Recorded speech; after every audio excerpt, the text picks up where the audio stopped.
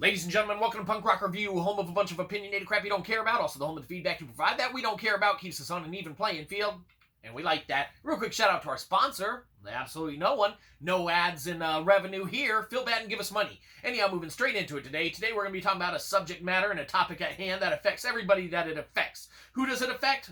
Everyone it affects. Keep up. Anyhow, we of course today are talking about commercials and ads in kids apps. Well, commercials and ads in kids apps, what can be said about this one? Well, man, talk about some fucking BS.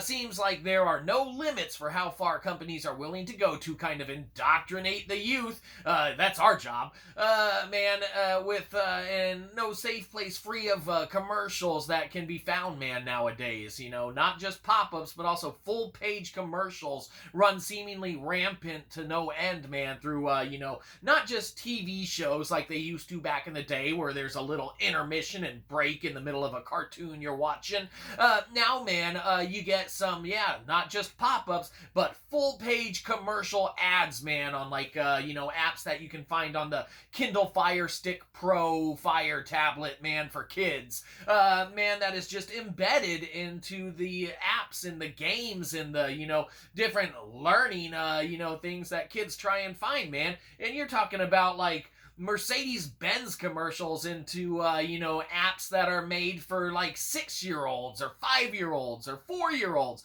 It's insane. Why are you trying to, get these kids to buy a Mercedes-Benz? If anything, Mercedes-Benz, you should be giving us a free fucking car for us having to see all this bullshit. Anyhow, it's not just pop-ups, but it's also full-page commercials that will actually cut off a kid's gameplay, go full screen and run a commercial, man, on top of an app. And yes, they might be free apps or whatever, but man, the price that you are paying is insane when compared to, what you're actually getting in return on this app and device, man. You're just paying, in essence, nothing for some indoctrination, man, into your kids' eyepiece holes and whatnot. But yeah, it's not just pop-ups, it's the full-page commercials that run seemingly rampant to no end, man. And we get that some revenue streams are needed, especially on the freemium kind of circuit, man. But Mercedes-Benz commercials and kids, cooking games, and apps seems a little much. Are there other ways that they can kind of generate a revenue stream? We would hope so, because what's happening and working now, man, really doesn't, go really well with our mindset and what we would like to, have, any youngins and such get out of apps or games or anything like that, whether they're free or not, man. Let the game have a marketplace and speak for itself as to, how much the kid can beg or, I guess in some cases, just take a credit card from, mommy or daddy's wallet, or any of that. But man, yeah, there's some issues there. Definitely, definitely not a conversation that can be just summarized in one little short review video, unless Mercedes-Benz were totally in the wrong.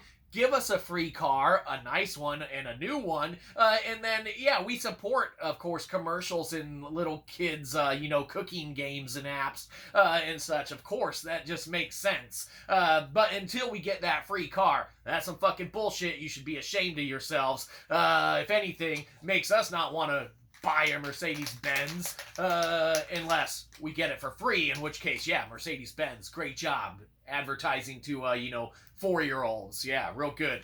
Anyhow, commercials and ads and kids apps, what can be said about you? You get a good old-fashioned R for ridiculous, because that's what it is, ridiculous. Absurd. That's it. Give us money. Have a good one. You probably didn't. We'll catch you next time. Probably won't.